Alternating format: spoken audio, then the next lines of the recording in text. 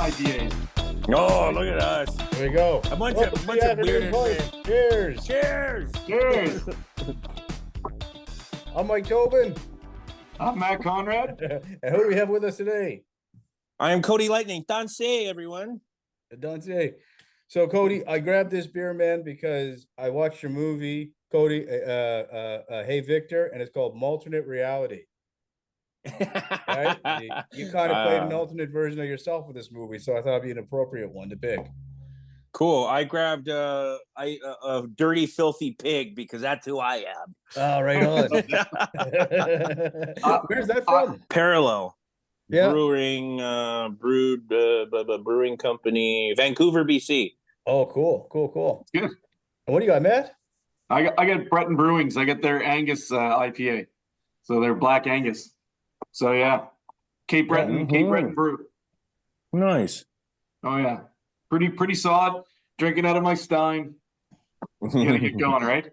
But yeah, so honestly, Cody, thanks for taking the time to talk to us today. You are officially our first video podcast. Oh, booyah! go. What's up, baby? Hell yeah! That's so Oh, dope. yeah. Exactly. Normally we sit down, we're sitting at a table and we're cheersing all in person. So the fact that you couldn't be in person, this gave us an opportunity to actually do this. So we appreciate it because this will be really great. And you have a movie that came out. Yes, sir. Coming out March 15th. It hits theaters. Hey Viktor. So we had our world premiere at Tribeca Film Festival in New York last June, and then we had our Canadian premiere at TIFF. So two of the biggest festivals in the damn world showcased it, which is insane. And then it's been going around to a bunch of different festivals in the US and Canada. Next week, it goes to New Zealand for the Maoriland Film Festival, and then it's also going to France. I can't make it to those, unfortunately, but it's having an amazing festival run. We've had so much positive feedback on it. There's been not one negative review, feedback, anything like that, or that I know of. Even at our Q&As, which it's like, well, let's see if there's someone that didn't like this joke or that joke or whatever that might say, I didn't really get this, why would you do that? And it's expected, but we didn't get any of that. No. It's people love it. You know what? Actually, what I liked about it, and Mike actually kind of even set me up for this a little bit because he watched it before I did.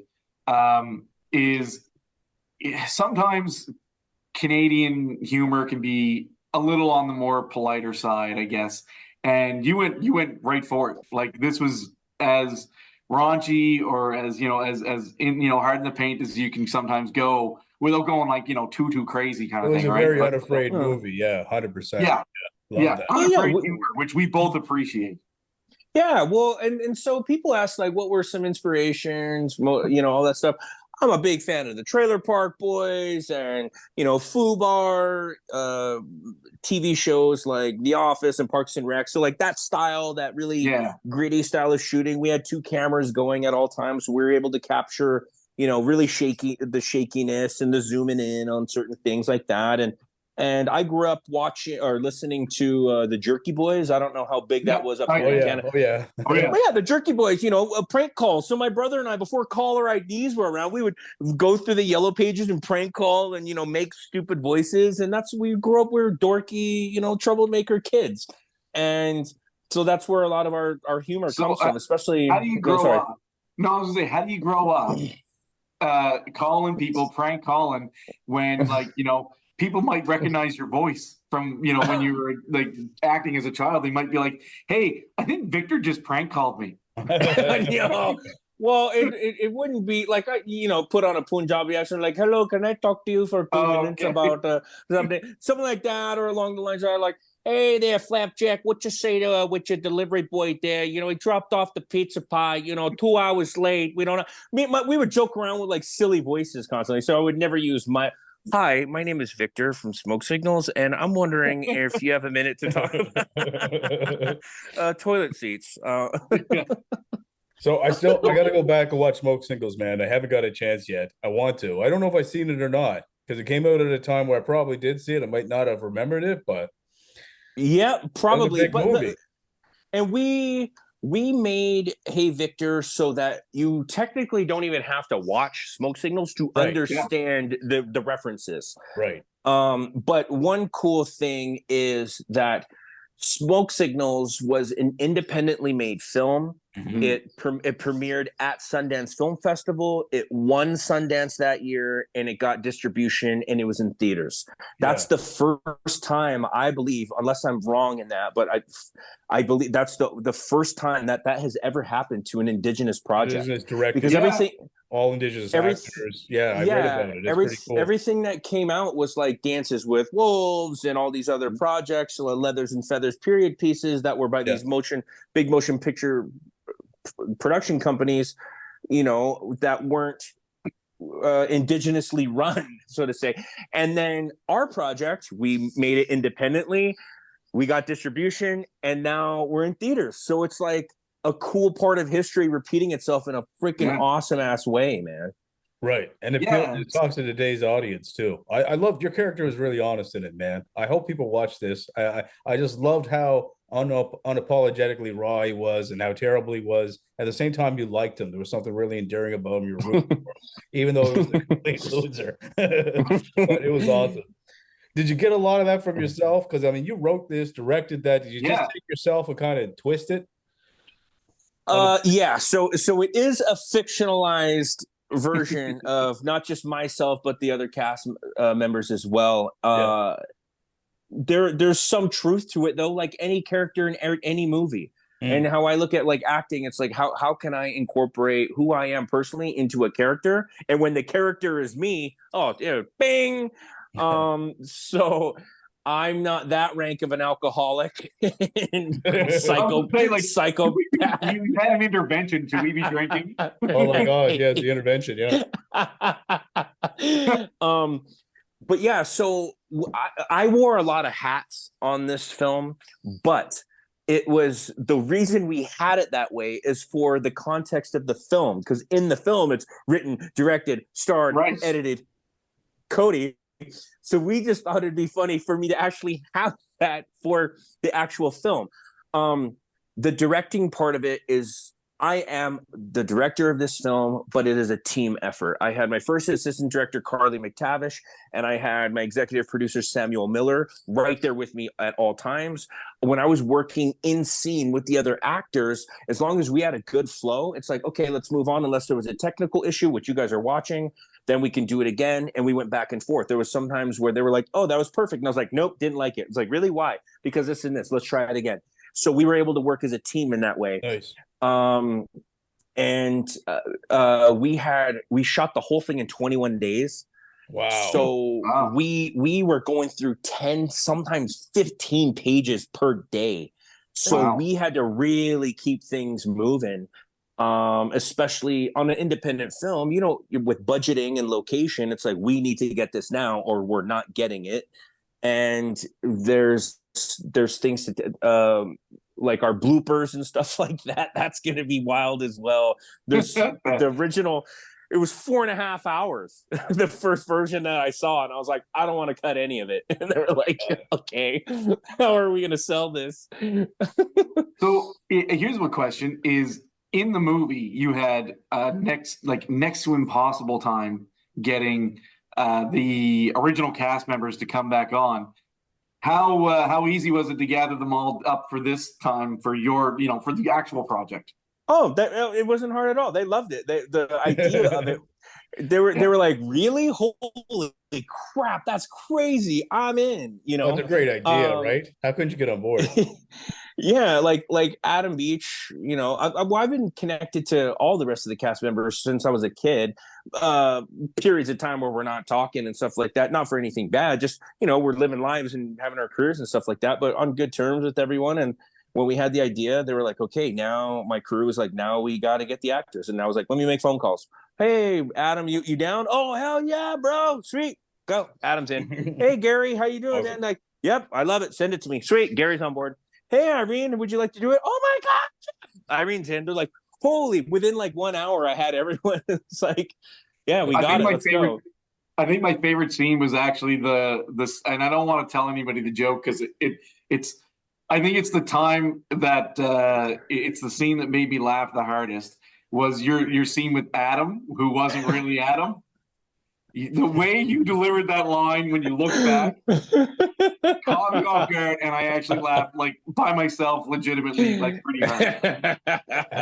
I won't say too much business. How'd you handle the poop scene, man? Everyone does it.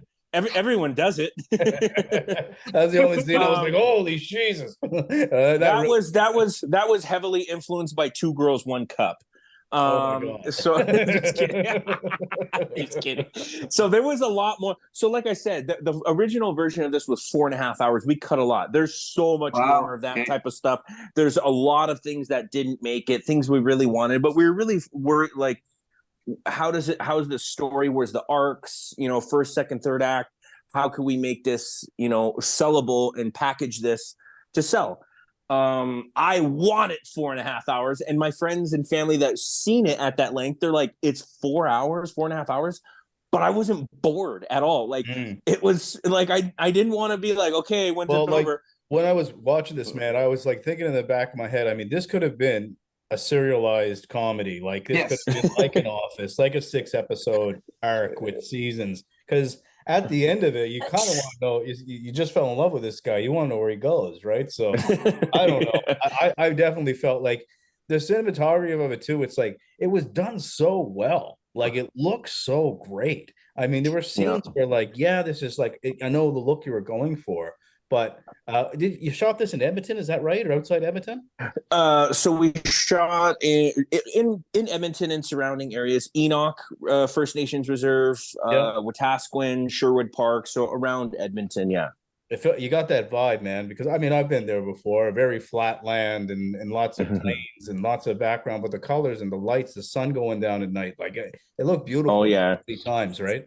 Thanks. Yeah, and that's Liam Mitchell. He was my DP. He's an all-star. Yeah. And my other camera op Dave. They both did so good. They're Chaz and Robbie. So in the film, those are my camera boys. Right on. Okay.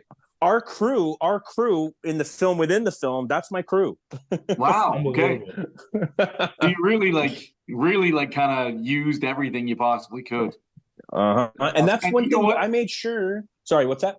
Oh, I was like, you know what? Also, a very pleasant surprise for me is Colin Mockery. Like, oh yeah, I'm a huge Colin Mockery fan. He's my favorite guy from Whose Lines It Anyway.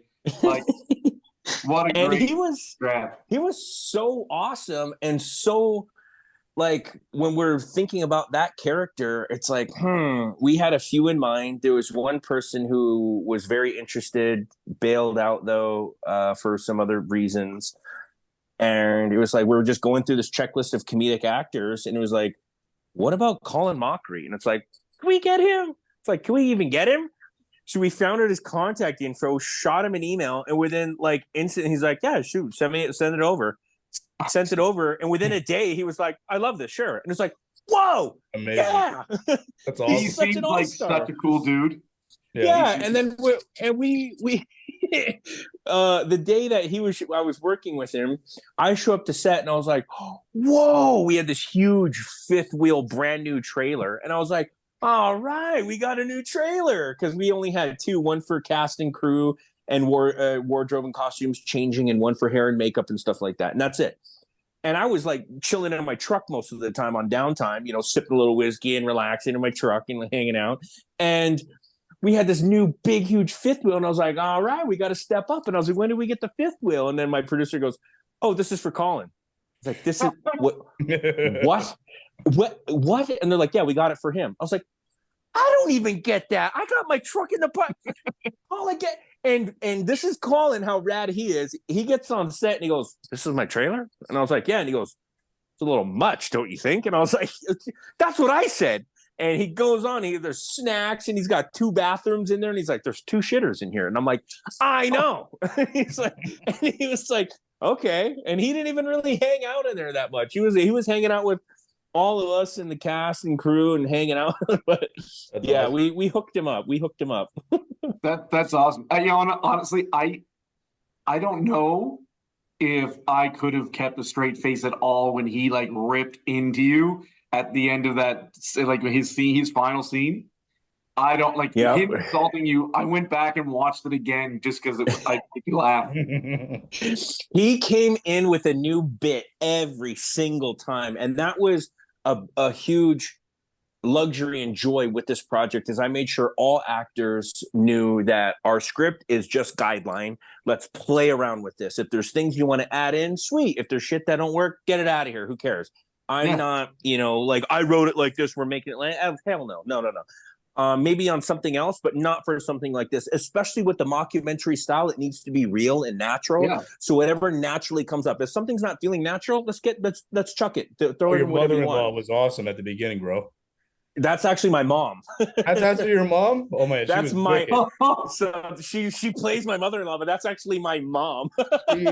she was killer. Yeah. So your mom's an actress, and your sister's a DJ. So my sister, well, she doesn't DJ anymore, but she's an actor, and her and her husband, my brother-in-law, they make music and stuff like that. They have a musical going around right now called Bear Grease. It's been all over. It's doing really awesome. And my mom's a filmmaker and writer and director as well. Wicked, yeah. No, she was funny as shit at it. She was like my first cry laugh, right? And so my mom isn't a big caffeine person, and she said, "You know what I did that day? I drank 3 of those Starbucks double shot coffee drink." She goes, "I slammed 3 of them before we started shooting." Wow, great. Yeah. And who's the girl that played Columbus? I'm sorry if I'm hello, boys. Yeah, boys, are we there? Yeah. Oh shit, we lost him. I hear him. Oh, you're on. Oh, there you go. There you go. Cool. Okay. There we go. Was that my internet? I hope it wasn't my internet because it's all right. Doesn't matter. It's all good. Columbus. Who was the girl that played Columbus? She was amazing too. Oh, Columbo, Kate, Hannah Cheeseman. She's a freaking all-star, man. She was so funny. So, dude. So with that character, we left that character open, the jokes, for whatever ethnicity we cast. We auditioned First Nations, women, white, Black, Hispanic, Armenian. We auditioned like 100 different, a huge range. And we left the jokes open to whoever we cast. And Hannah just knocked it out of the park. And a huge thing right now are pretendians. It's a huge thing. Right. Non-Indigenous people saying they're Indigenous, getting Indigenous funding and all this stuff. And she was like, I'm 100% on board with that. That's hilarious. And she owned it. And she's so clever. She's a writer and filmmaker herself. So she was able to add so much like juice to that character. Man, that so was a good one joke that I like, no, I can't give it away because it's too good scene. But the joke about her at the very end after she did the ancestry or whatever, like honestly was too good. But I like the specific celebrity that she was related to.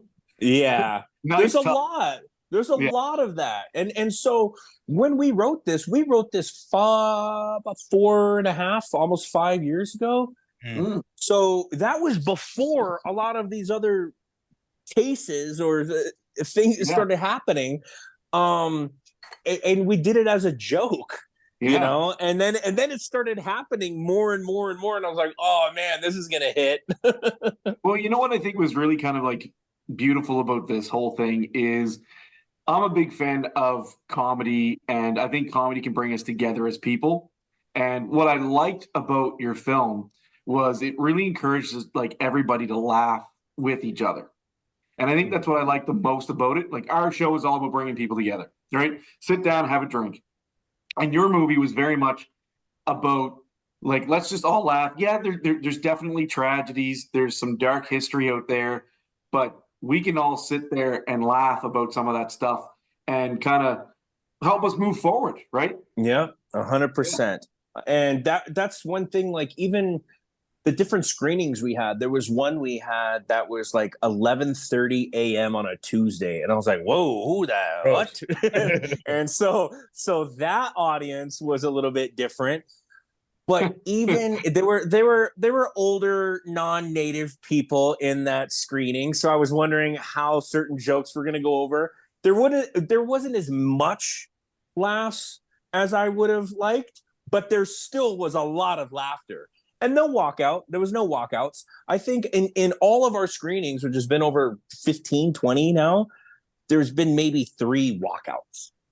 I think of like people, yeah, and it might just be people that thought, I thought this was Smoke Signals Part 2, and this is like, get up and walk out. Oh well, bye. Yeah, that's awesome. But I've been in screenings and for great films, and you get people getting up and going, and I'm like, whoa, people were invested, and it's so cool. You're never gonna get no film is gonna grab 100% of the people, right? That's just how it is, right? That being said, it's not a family film, eh? No, it's 100%. It's 100% about family, my kids, and So you know what? I don't know, but like before we kind of move on to some other stuff, though, like I don't know, Tobin, if you wanted to. Yes, we talked about this. So yes, we wanted to rate your film. We've just designed a brand new rating system for movies that we've both watched, and since you're here, we're going to give your movie 2 beers up. Yeah. Oh, there you go. You got the first 2 beers up rating, buddy. Yeah. Who needs 2 thumbs when you can get 2 we got beers, right? Trademark. Yeah. Okay, two beers up. 2 beers up. There you go. So one of the other thing that I wanted, like, you took a long time off from acting. Like, what kind of inspired you to like kind of, back in 2007, I think is one, and then you had a long gap of like, I don't know, close to a decade or something. Well, so it wasn't. I was doing a lot of short films and independent films, so it wasn't a full break. But I just wasn't doing the stereotypical, cliche living in LA, auditioning 3-4 times a week, going to, like, doing the whole LA actor lifestyle.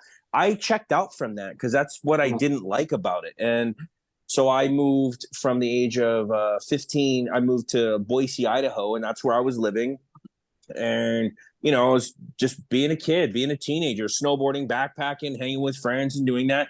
And then randomly I'd get an email or a call like, hey, man, we have this really cool project. We think you'd be good for it. All right, cool. And then I'd get to go and do this other project. So I was able to work from wherever I was. I didn't have to be in Los Angeles or New York. But then I ended up moving to New York for 3 years. I worked on a few projects there.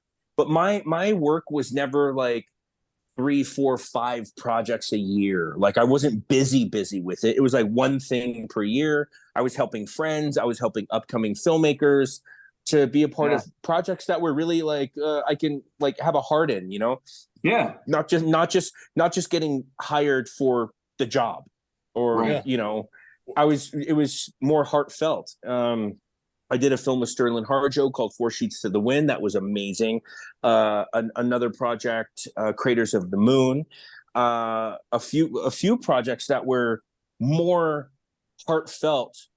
Craters of the Moon was Jesse Millward. He was a friend of mine. He's from he lives in New York, but he's from Idaho. But like people were contacting me to offer me things or get me to audition for things that they felt were suited for me, not just like, here's 7 different characters, see which one you get, and boom, now you got a job. Like it was never a job. This career has never been a job for me. It's been stuff that I'm passionate about.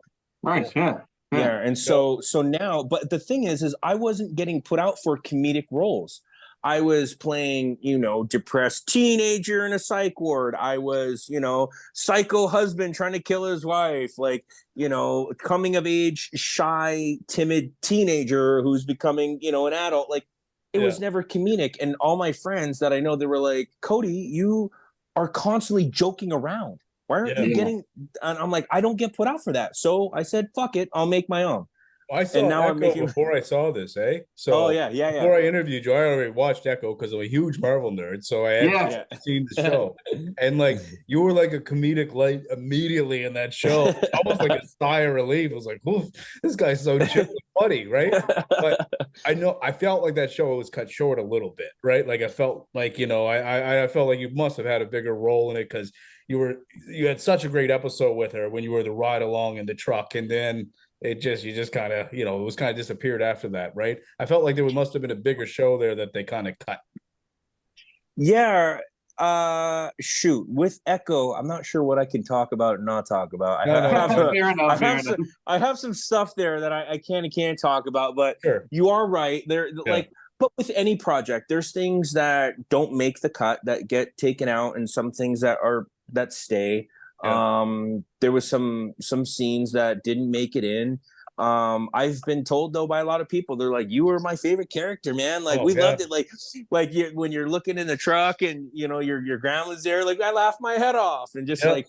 there was a lot of stuff that didn't make it, but that's just because of how they want the story to go, and it's Marvel, so it's huge, so you got a lot of people involved. I hope Biscuit has a permanent home in the MCU, dude. I got this tattoo when I was done.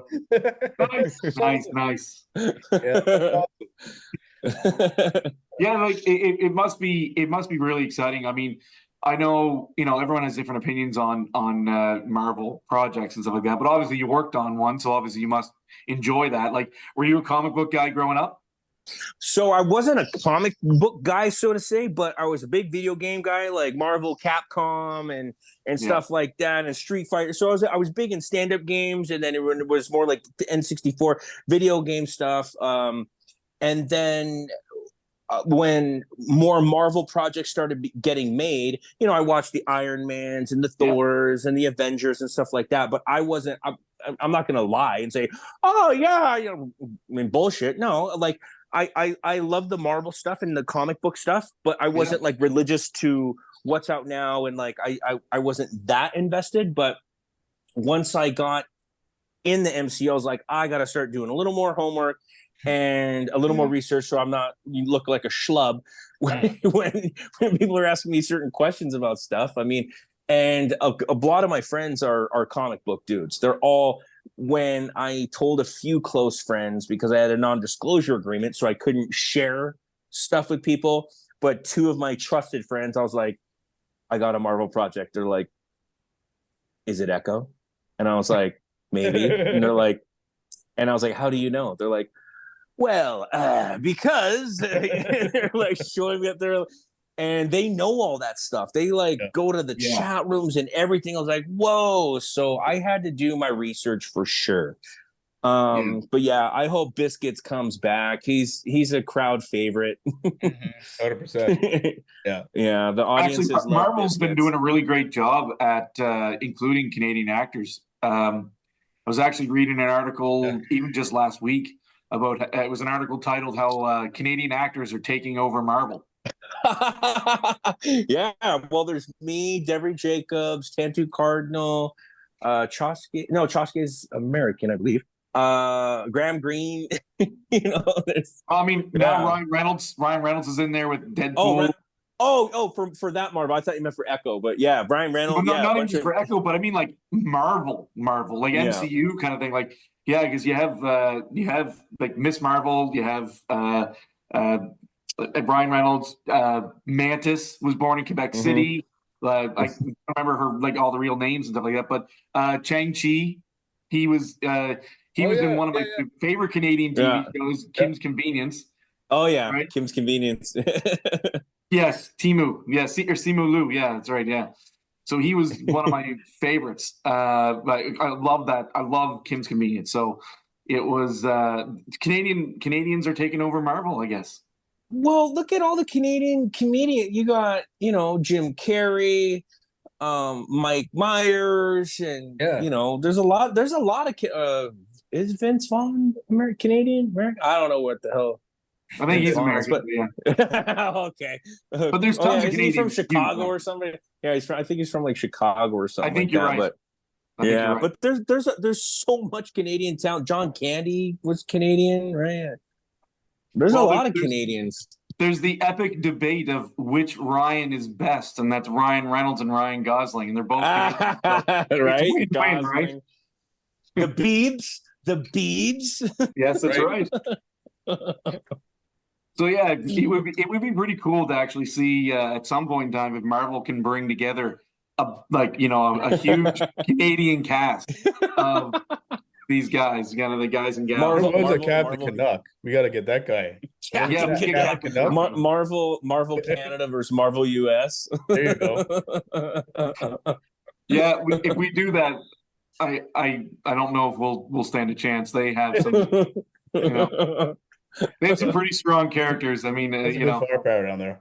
yeah, there's a lot of firepower, Doctor Strange and stuff like that. But you know, whatever. So, any other projects coming up, man? Yeah, what's coming up next? So I wrote my next script. It's an Indigenous hockey film. In Cool.